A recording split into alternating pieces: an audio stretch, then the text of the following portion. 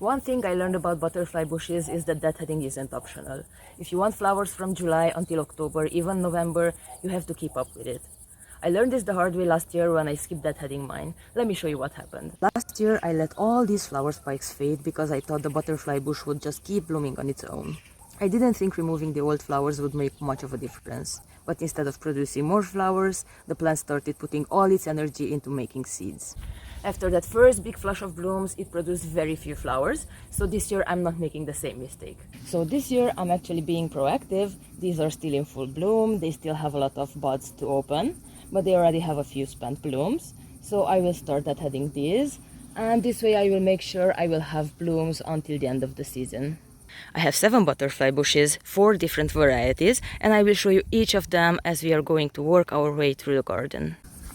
I will start with my favorite one. This is called Burgundy. I really love the color on this one, and unfortunately I have only one of these. You guys, they smell so good. This is amazing. This will be a really good smelling task. Butterfly bushes usually start flowering at the top, as you can see here, and after that on the secondary branches. And as you can see here, this one already has buds on the secondary branches, even one down here. This one is not formed yet, and this one is already wilted. So when I'm deadheading, I'm usually cutting this one off from this point, and I let these ones bloom.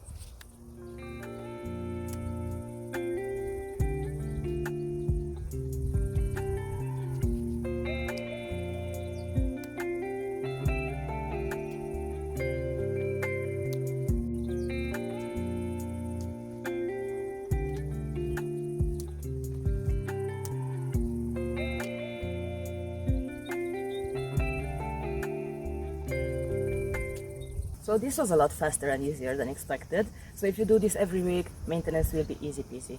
And I really love how fresh the bush looks like. So this is the second one. It is called Dark Night, and it is the same as the Burgundy but a darker shade. And it has a lot of dead flowers, so I will have to work a lot on this one.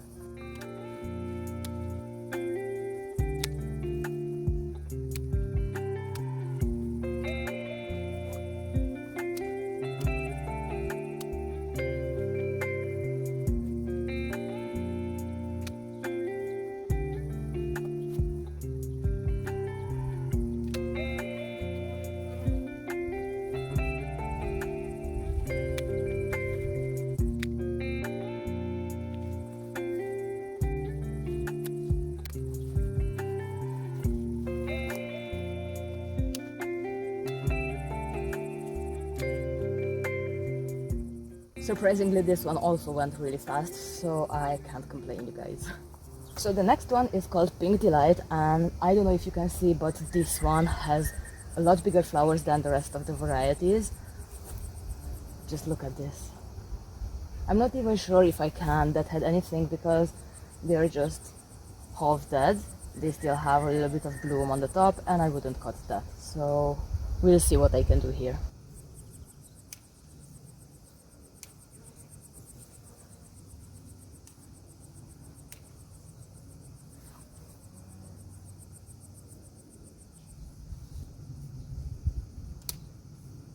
And that's it for this one.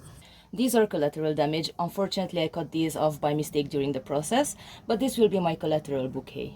So this is the last variety I own. It is called Nanho Blue, and actually this was the smallest butterfly bush in the garden, and now it is the tallest and the biggest in the garden. And the flowers are the same size as the Burgundy and the Dark Night. They are smaller than the Pink Delight, but they have a really beautiful color.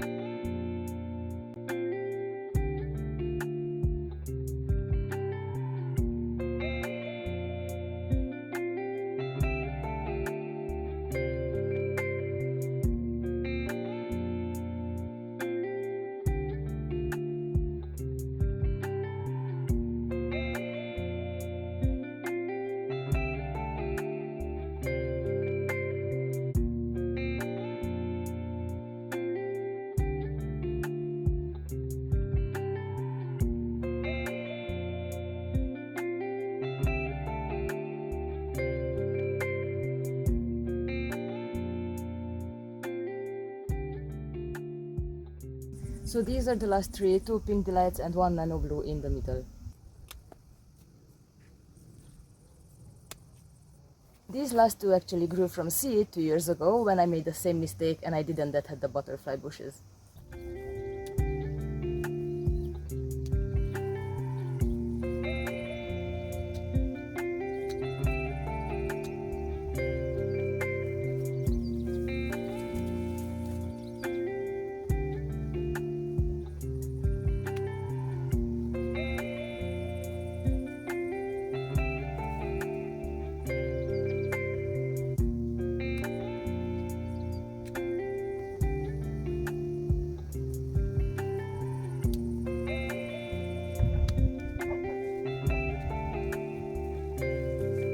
This was pretty fast too.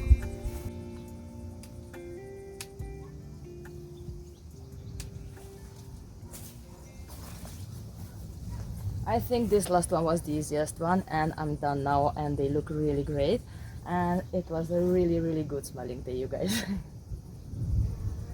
I'm really happy with the results, they look really great and clean, and if I can keep up with this, I will have clean bushes until the end of the season. So as a conclusion, butterfly bushes are both high and low maintenance plants. On one hand, they require very little water and fertilizer. On the other hand, they require a lot of pruning, you guys. They need to be cut back in the spring, and after that, starting with July, you have to constantly deadhead them until the end of the season. Thank you a lot for watching. If you have any questions, make sure to leave a comment. See you in the next one. Bye.